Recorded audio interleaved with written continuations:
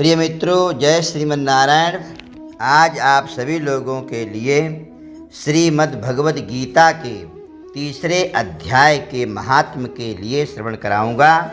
आप सभी लोग जो श्रीमद् भगवद गीता पढ़ते हैं, उसके तीसरे अध्याय का पढ़ने का महात्म क्या होता है, फलश्रुति क्या होती है, उसके पढ़ने से क्या पुण्य की प्राप्ति होती है, वो आप सभी लोग इस कथा में श्रवण करेंगे।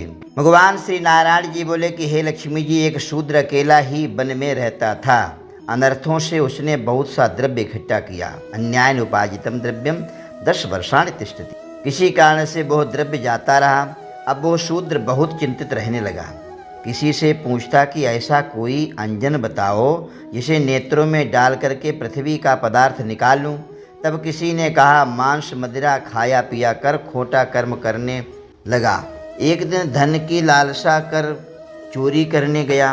रास्ते में चोरों ने मार दिया। तदनंतर उसने प्रेत की योनि पाई। उस प्रेत योनि में उसे बड़ा दुख हुआ। एक बट के वृक्ष पर रात दिन चिल्लाया करता कि कोई ऐसा भी है जो मुझे इस अधम देह से छुड़ावे। कुछ समय बाद में शूद्र की स्त्री से पुत्र जन्मा।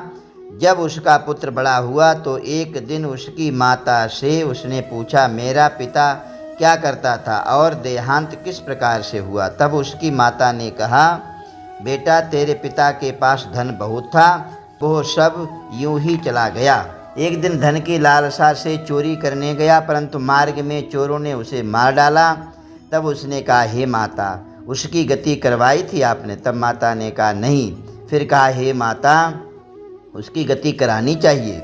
यह कह करके पंडितों से पूछने लगा और प्रार्थना करी कि हे स्वामी, मेरा पिता एक दिशा में जाकर के मृत्यु को प्राप्त हुआ है, उसका उद्धार किस प्रकार से होगा। तब पंडितों ने कहा, तुम गया जी जाकर के उसकी गति करवाओ, तब पितरों का उद्धार होगा। यह सुनकर के माता की आज्ञा लेकर के गया जी को गमन किया और प्रयागराज का दर्शन स्नान करके फिर आगे को चला। रास्ते में एक वृक्ष के नीचे बैठा। वहाँ उसको बड़ा भय हुआ। यह वही वृक्ष था जहाँ उसका पिता प्रेत की योनि को प्राप्त हुआ था। उसी जगह में चोरों ने उसको मारा था। तब उस बालक ने अपना गुरु मंत्र पढ़ा और उसका एक और भी नियम था। वह एक अध्याय श्री गीता जी का प्रतिदिन पाठ किया करता था।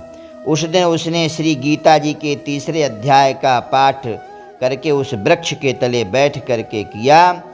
वह उसके पिता ने प्रेत की योनि में उसके लिए सुना। सुन के उसकी प्रेत देह छूट गई, देव देही पाई।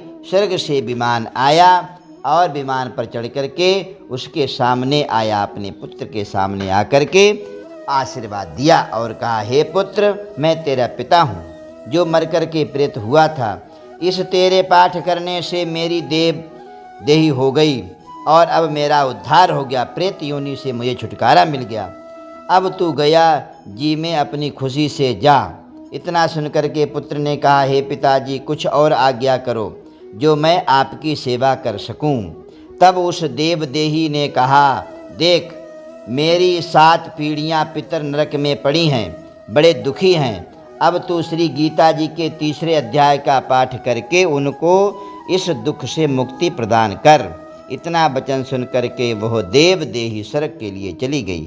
तब बालक ने वहाँ तीसरे अध्याय का पाठ किया और सब पितरों को पुण्य दे करके वैकुंठ का गामी बना दिया। जो प्राणी श्री गीता जी का पाठ करे या श्रवण करे, उसका फल कहाँ तक कहें, कहने में भी नहीं आ सकता है। तब नारायण जी ने कहा, हे लक्ष्मी जी, यह तीसरे अध्याय का जो फल मैंने तुम्हारे लिए कहा सो तुमने सुना। अब आगे की क्या सुनने की इच्छा है वो बताओ। आगे की कथा आप सभी लोग चौथे अध्याय की कथा महात्म अगले अध्याय में श्रवण करेंगे। प्रिय मित्रों, चैनल के लिए आप सभी लोग सब्सक्राइब करें, वीडियो के लिए लाइक करें। जय श्रीमन नारायण।